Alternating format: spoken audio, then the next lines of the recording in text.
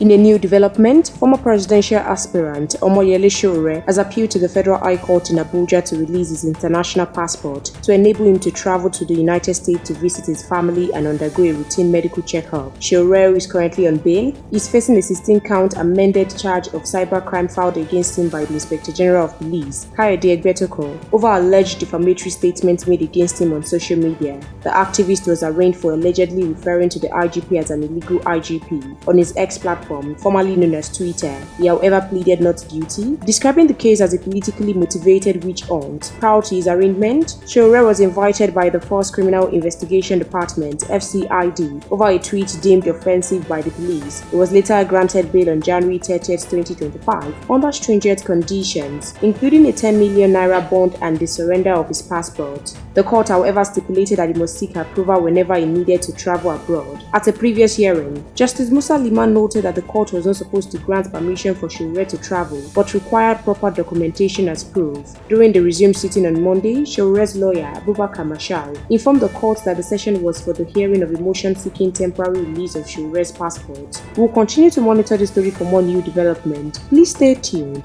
to NaijaNews TV.